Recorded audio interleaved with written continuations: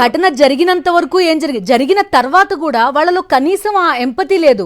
చాలా ఒక home minister అయితే డైరెక్ట్ గా కుట్రకోణం ఉందేమో మేము దర్యాప్తు చేస్తాం, మాకు జరుగుతుందేమో అనే అనుమానాలు మాకున్నాయి, ఇలాంటి కామెంట్స్ చేసిన పరిస్థితి.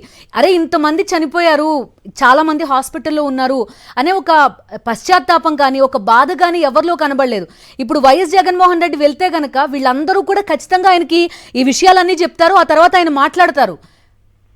ఖచ్చితంగా ఇక్కడ మనం చూడొచ్చు. ఇప్పుడు వైఎస్ జగన్మోహన్ రెడ్డి పర్యటనని అడ్డుకోవడానికి, ఆయన పర్యటనని నియంత్రించడానికి, ఆయన పర్యటన ఆలస్యం చేయడానికి, ఆయన పర్యటనని ఎక్కడికి ముందుకు సాగనవ్వకుండా చేయడానికి మొత్తం యంత్రాంగం అంతా పనిచేస్తుంది. ఇదేదో నిన్న క్షతగాత్రులకి సహాయక చర్యలు అందించడానికి పనిచేస్తుంటే బాగుండేది అన్నటువంటి అభిప్రాయం కూడా సర్వత్రా వినిపిస్తుంది. ఎందుకంటే నిన్న మనం చూస్తే సంఘటన జరగక ముందు ప్రభుత్వ వైఫల్యం, అధికారుల వైఫల్యం, టీటీడీ పాలక మండలి వైఫల్యం, పోలీసుల వైఫల్యం ఒకవైపు చాలా కొట్టొచ్చినట్టు కనిపించింది. ఇంకొక వైపు జరిగిన తర్వాత క్షతగాత్రుల ఆర్తనాదాలు రోడ్ల మీద పడినటువంటి పరిస్థితి కనీసం 108 వచ్చి సకాలంలో వాళ్ళని తీసుకెళ్లినటువంటి దాఖలాలు లేవు. సిపిఆర్లు అక్కడ ఉన్నటువంటి స్థానికులు లేదా కొంతమంది పోలీస్ కానిస్టేబుల్ చేసే పరిస్థితి, కానీ 108 వాహనాలను అందుబాటులో తీసుకొచ్చేటువంటి జిల్లా ఉన్నతాధికారులు అక్కడికి చేరుకోలేదు.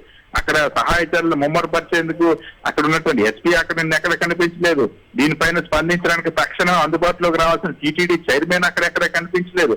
దీనిపైన ఇమీడియట్ గా యాక్షన్ తీసుకోవడానికి అక్కడ ఉన్న ఇన్ఛార్జ్ మంత్రి అక్కడ కనిపించలేదు. ఆ జిల్లాకు సంబంధించిన ముఖ్యమంత్రి పట్టించుకోలేదు అక్కడ.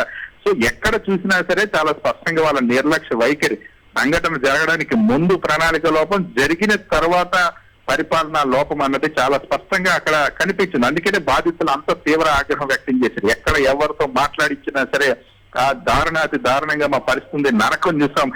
గంటల తరబడి మహిళలు, వృద్ధులు కనీసం తాగడానికి మంచినీళ్ళు లేకుండా రోజంతా నిలబడినటువంటి దుర్భరమైన పరిస్థితి. ముఖ్యంగా వైకుంఠ ఏకాదశి నాడు టోకెన్ తీసుకున్న తర్వాత దర్శనానికి ఇంకా కొంత ఆలస్యం అవుతుంది కాబట్టి క్యూ లైన్లు ఎక్కువ ఉండడానికి కొంత ప్రికాషన్స్ తీసుకునేటువంటి పరిస్థితి ఉంది. కానీ టోకెన్ల జారీలో కూడా ఘోరంగా వైఫల్యం చెందడం అనేది, ఈ స్థాయిలో తొక్కిసలాటకి కారణం అవడం అనేది, ఈ స్థాయిలో మరణాలు సంభవించడం అనేది తిరుమల తిరుపతి దేవస్థానం చరిత్రలో ఎప్పుడు లేనటువంటి దుర్ఘటన చోటు చేసుకుంది. సో ఇక్కడ మాజీ ముఖ్యమంత్రి వైఎస్ జగన్మోహన్ రెడ్డి అందుకే ఇంత తీవ్రమైనటువంటి ఆవేదనలో ఉన్నటువంటి ఆ క్షతగాత్రులతో మాట్లాడాలి, వారికి సాంత్వన కలిగించాలి, వారికి భరోసా ఇవ్వాలి, వాళ్ళ ధైర్యం నింపాలి. వెళ్ళి ప్రభుత్వం ఇంకా ఏదైనా వాళ్ళకు ఆ వైద్య సహాయం అందించడంలో ఉదాసీనంగా ఉంటే ఆ ప్రభుత్వానికి ఖచ్చితంగా వాస్తవ పరిస్థితులు వివరించాలి. ప్రభుత్వం ఏ విధంగా వ్యవహరించాలి, ఏ విధంగా వ్యవహరిస్తోంది, ఏ విధంగా ఈ బాధితులకు అండగా నిలబడాలి, వీటన్నిటిని కూడా ప్రజలకు వివరించడం కోసం వైఎస్ జగన్మోహన్ రెడ్డి వస్తున్నారు. కాబట్టి ఆ వాస్తవాన్ని అంగీకరించేటువంటి పరిస్థితి ప్రస్తుతం రాష్ట్ర ప్రభుత్వానికి లేదు, ముఖ్యమంత్రి చంద్రబాబుకి లేదు, అక్కడ ఉన్నటువంటి టీటీడీ పాలక మండలికి లేనటువంటి పరిస్థితి. ఇంకొక వైపు వైఎస్ జగన్మోహన్ రెడ్డి, అందుకని వైఎస్ జగన్మోహన్ రెడ్డి వస్తే ఎక్కడైతే నిజాలు బట్టబయలవుతాయని ఆ పర్యటన అడ్డుకోవడానికి అడుగడిగిన కుట్రపూరితమైనటువంటి ఆలోచనలు చేస్తున్నటువంటి పరిస్థితి. వైఎస్ జగన్మోహన్ రెడ్డి తిరుచానూరు క్రాస్ వద్దకి అడ్డుకున్నారు పోలీసులు. వైఎస్ జగన్మోహన్ రెడ్డి దీంతో ఎట్టి పరిస్థితులు తాను మాత్రం వెనక్కి తగ్గేది లేదన్న అంశాన్ని స్పష్టం చేశారు. తాను ఈ రోజు బాధితులను పరామర్శించి తీర్తానని చెప్పారు. అందుకనే రోడ్డు తన వాహనం దిగి కాలి నడకనే వైఎస్ జగన్మోహన్ రెడ్డి వెళ్ళినటువంటి పరిస్థితి. ఎప్పుడైతే కనీసం పోలీసులు ట్రాఫిక్ ను కూడా క్లియర్ చేయలేదు, మళ్ళీ ముందున్నటువంటి వేరొక వాహనంలోకి మారి మళ్ళీ వెళ్లాల్సినటువంటి పరిస్థితి ఉంది. సో వైఎస్ఆర్ కాంగ్రెస్ పార్టీకి సంబంధించిన నాయకులే ట్రాఫిక్ క్లియర్ చేసుకుంటూ ముందుకు వెళ్లాల్సినటువంటి పరిస్థితి. అంటే పోలీసులు ఎంత ఈ పర్యటన, వైఎస్ జగన్మోహన్ రెడ్డి పర్యటనని అడ్డుకోవడానికి, వైఎస్ జగన్మోహన్ రెడ్డి క్షతగాత్రులు కలవకుండా ఉండడానికి ఎటువంటి ఆలోచనలు, ఎంత దిగజారిన ఆలోచనలు చేస్తుందో రాష్ట్ర ప్రభుత్వం నుంచి ఇక్కడ సతీష్ మీకు గుర్తుండే ఉంటుంది, ఒక్క ఘటనప్పుడు మాత్రమే కాదు, విజయవాడ వరదలప్పుడు ఈ విధంగానే చేశారు. గతంలో ఒకసారి గుంటూరు దగ్గర కార్యకర్తని లిటరల్లీ చంపేస్తే ఆ పరామర్శించడానికి కుటుంబం దగ్గరికి వెళ్తే అక్కడ కూడా ఈ విధంగానే అడ్డుకున్న పరిస్థితి, ఇలానే దిగి నడుచుకుంటూ వెళ్లిన పరిస్థితులు చాలా సార్లు. ఖచ్చితంగా ఎప్పుడు ఈ ప్రభుత్వానికి ఈ ప్రశ్నించేటువంటి గొంతుల్ని చూసేసరికి లేదా ప్రశ్నించేటువంటి వ్యక్తులు చూసేసరికి తమ లోటుపాట్లను, తమ ఆ వైఫల్యాన్ని ప్రశ్నించేటువంటి వ్యక్తిని చూసేసరికి ఉన్న ఫలంగా వణుకు పుట్టుకొస్తుంది. ఇప్పుడు అదే జరుగుతుంది. వైఎస్ జగన్మోహన్ రెడ్డి ఖచ్చితంగా దీనిపైన తీవ్రంగా నిలదీస్తారు ఈ ప్రభుత్వాన్ని, ఈ ప్రభుత్వ వైఫల్యం. ఎందుకంటే ఇప్పటి వరకు ఎప్పుడు కూడా ఏ ప్రభుత్వ హయాంలో కూడా ఇంత దారుణమైనటువంటి విషాదం చోటు చేసుకోలేదు, ఇంత ఘోరమైనటువంటి వైఫల్యం, ఆ ప్రభుత్వ వైఫల్యం అనేది ఎప్పుడు కూడా చోటు చేసుకోలేదు తిరుమలలో. సో దాన్ని ఖచ్చితంగా ప్రశ్నిస్తారు అనగానే ఎప్పుడు ఎక్కడ ప్రశ్నించారు. మన గతంలో కూడా చెప్పినట్టు ఆ విజయవాడ వరదల సమయంలో కూడా రాష్ట్ర ప్రభుత్వం వైఫల్యం కొట్టొచ్చినట్టు కనిపించింది. జనాన్ని కనీసం అప్రమత్తం చేయకుండా బుడమేరు లాకులు ఎత్తేసి నీళ్ళన్నింటినీ కూడా జనం మీద వదిలేసినటువంటి పరిస్థితి. 2.5 లక్షల మంది మునిగిపోయినటువంటి పరిస్థితి, వారం రోజుల పాటు నీటి ముప్పులో ఉన్నటువంటి పరిస్థితి. సో ఆ సమయంలో కూడా వైఎస్ జగన్మోహన్ రెడ్డి పర్యటనకు వెళ్ళేటప్పుడు అటువైపు వెళ్లకుండా ఇటువంటి ప్రయత్నాలు చేశారు. వైఎస్ జగన్మోహన్ రెడ్డి రాకుండా ఉండడం కోసం ఇటువంటి ప్రయత్నం చేశారు. ఇంకొక వైపు దానికంటే ముందు జరిగినటువంటి ఏదైతే రషీద్ హత్య, వినుకొండలో జరిగినప్పుడు రషీద్ హత్య జరిగిన తర్వాత రషీద్ కుటుంబ సభ్యులకి బాసటగా నిలవడం కోసం వైఎస్ జగన్మోహన్ వెళ్ళేటప్పుడు కూడా అడుగు అడిగిన వైఎస్ జగన్మోహన్ వెంట ఎవరు వెళ్లకుండా వాహనాలు నియంత్రించడం దగ్గర నుండి, బుల్లెట్ ప్రూఫ్ వాహనాన్ని నాశక వాహనం ఇవ్వడం దగ్గర నుండి వైఎస్ జగన్మోహన్ రెడ్డితో పాటు కనీసం వైఎస్ఆర్ కాంగ్రెస్ పార్టీ నాయకులు కూడా ఎవరు వెళ్లకుండా నియంత్రించేటువంటి ప్రయత్నం, అడ్డుకునేటువంటి ప్రయత్నం చేశారు. సో ప్రతి సందర్భంలో వైఎస్ జగన్మోహన్ రెడ్డి ప్రజా సమస్యల మీద, ప్రజల కష్టాన్ని తెలుసుకోవడానికి, ప్రజలకు జరుగుతున్నటువంటి అన్యాయాన్ని తెలుసుకొని ఈ ప్రభుత్వాన్ని ప్రశ్నిస్తారని ఎప్పుడైతే భయం మొదలవుతుందో, ఆ భయం పుట్టిన ప్రతిసారి ఇటువంటి ఆంక్షలు, ఇటువంటి అడ్డంకులు సృష్టించేటువంటి ప్రయత్నం చేస్తుంది. అయితే ఎప్పుడు ఏ అడ్డంకి సృష్టించినా వైఎస్ జగన్మోహన్ రెడ్డి ముందు అడిగే వేశారు తప్ప ఎక్కడ వెనక్కి వెళ్ళినటువంటి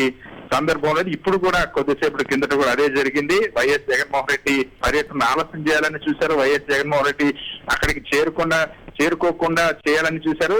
ఈ పద్మావతి మెడికల్ కాలేజీకి చేరుకోకుండా నియంత్రించేటువంటి ప్రయత్నం చేశారు. ట్రాఫిక్ ను కూడా కనీసం క్లియర్ చేయకుండా వదిలేసినటువంటి పరిస్థితి. కానీ వాటి అన్నిటి ఒక్కొక్క ఆంక్షల్ని, ఒక్కొక్క అడ్డంకిని అధిగమించుకుంటూ వైఎస్ జగన్మోహన్ రెడ్డి ఇప్పుడు ఆ క్షతగాత్రులు పరామర్శించడానికి వెళ్తున్నటువంటి పరిస్థితి. తన వాహనాన్ని తిరుచానూరు క్రాస్ దగ్గర నిలిపేస్తే నేరుగా వైఎస్ జగన్మోహన్ రెడ్డి వాహనం దిగి నడిచి వెళ్ళినటువంటి పరిస్థితి. మళ్ళీ దానికంటే ముందు ఉన్నట్టు ఇంకొక వాహనాన్ని ఎక్కిన పరిస్థితి. అక్కడ మళ్ళీ ట్రాఫిక్ క్లియర్ చేయకపోతే వైఎస్ఆర్ కాంగ్రెస్ పార్టీకి సంబంధించిన నాయకులు ట్రాఫిక్ ని క్లియర్ చేస్తూ ముందుకు వెళ్తూ ఎట్టి పరిస్థితుల్లో కూడా ఈ బాధితుల్ని పరామర్శించాలన్నటువంటి సంకల్పంతో వైఎస్ జగన్మోహన్ రెడ్డి వెళ్తున్నారు. మరి కాసేపట్లో పద్మావతి మెడికల్ కాలేజీకి వైఎస్ జగన్మోహన్ రెడ్డి చేరుకొని ఉన్నారు. ఖచ్చితంగా అక్కడ ఉన్నటువంటి క్షతగాత్రులు ఎవరైతే ఉన్నారో, నిన్న బాధిత కుటుంబాలు ఎవరైతే ఉన్నారో వాళ్ళతో మాట్లాడుతున్నారు. మాట్లాడిన తర్వాత ఏ విధంగా జరిగింది ఈ ఘటన అనేది వాళ్ళతో మాట్లాడి తెలుసుకొని ఉన్నారు. ఖచ్చితంగా ఆ బాధిత కుటుంబాలకు, అటు మరణించినటువంటి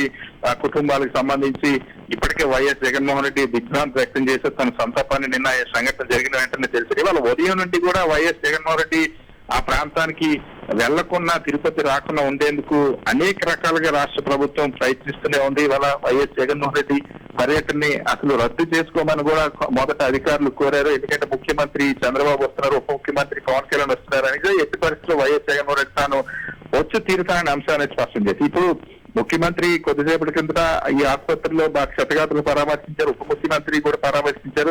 సో వాళ్ళిద్దరు పర్యటన ముగియగానే క్షతగాత్రులను డిశ్చార్జ్ చేయడం మొదలు పెట్టారు. వైఎస్ జగన్మోహన్ రెడ్డి వచ్చే లోపల వాళ్ళ ఇంటికి పంపించేటువంటి ప్రయత్నం ఒకవైపు చేశారు. సతీష్, క్షతగాత్రుల పరిస్థితి చూడండి. మీరు ఆ విజువల్ కనుక చూస్తే లిటరల్ గా వీల్ చైర్ లో అక్కడ ఉండే స్టాఫే తీసుకుని జాగ్రత్తగా వెళ్తున్న పరిస్థితి.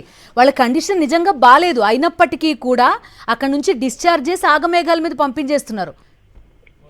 ఖచ్చితంగా అదే చెప్పబోతున్నా. ఎందుకంటే ఎంత దారుణంగా ఈ ప్రభుత్వం ఆలోచిస్తుంది, ఎంతటి దురుద్దేశపూర్వకంగా వ్యవహరిస్తుంది అనడానికి ఇదొక బెస్ట్ ఎగ్జాంపుల్ గా మనం చెప్పొచ్చు. ఎందుకంటే చాలా స్పష్టంగా అక్కడున్నటువంటి వీల్ చైర్ మీద ఉన్నారంటేనే వాళ్ళు నిన్నటి నుండి స్టాంపేడ్ లో, నిన్న తొక్కిసలాట్లో తీవ్రంగా ఒత్తిడికి లోనయ్యి ఆ తీవ్రమైనటువంటి నొప్పులతోనే బాధపడుతున్నటువంటి పరిస్థితి. చాలా మందికి కాళ్ళు కూడా విరిగిపోయినటువంటి పరిస్థితి.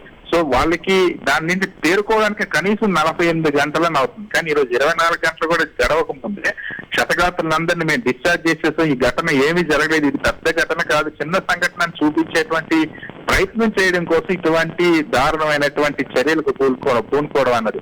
ఎవరైనా సరే క్షతగాత్రులు ఇటువంటి సంఘటనలు జరిగినప్పుడు క్షతగాత్రులు మాకు ఉపశమనం దక్కింది, మేము ఆ ఇంటికి వెళ్ళడానికి సిద్ధంగా ఉన్నామని చెప్పేంత వరకు కూడా ఖచ్చితంగా ఆసుపత్రిలోనే ఉంచి వైద్యం అందించాల్సినటువంటి పరిస్థితి. ఆ కుటుంబ సభ్యులు కోరిన విధంగా, ఎవరైతే బాధితుడు కోరిన విధంగా వైద్యం అందించారు. కానీ ఇక్కడ బలవంతంగా అక్కడ చూస్తే వీల్ చైర్ పైన ఆ పేషెంట్లను పెట్టి బయటికి పంపేస్తున్నటువంటి దారుణమైనటువంటి దృశ్యాలు కూడా చూస్తున్నామంటే సో రాష్ట్ర ప్రభుత్వం ఎటువంటి దిగజారుడు వ్యవహారాలకు పూనుకుంటుందన్నది ఇక్కడ అర్థమవుతున్న పరిస్థితి. సో వైఎస్ జగన్మోహన్ రెడ్డి వచ్చేసరికల్లా క్షతగాత్రులను డిశ్చార్జ్ చేసేయాలన్నటువంటి ఒక ప్రయత్నం ఏదైతే జరుగుతుందో ఆ ప్రయత్నానికి సంబంధించినటువంటి సాక్ష్యాలు ఆ దృశ్యాలు కూడా. అయినప్పటికీ కూడా వైఎస్ జగన్మోహన్ రెడ్డి ఇప్పుడు ఉన్నటువంటి అక్కడ ఆసుపత్రిలో ప్రస్తుతం చికిత్స పొందుతున్నటువంటి క్షతగాత్రుల్ని పరామర్శించడానికి వెళ్తున్న మరి కాసేపట్లోనే వైఎస్ జగన్మోహన్ రెడ్డి తొక్కిసలాట బాధితులను పరామర్శించున్నారు. పద్మావతి మెడికల్ కాలేజీకి మరి కాసేపట్లో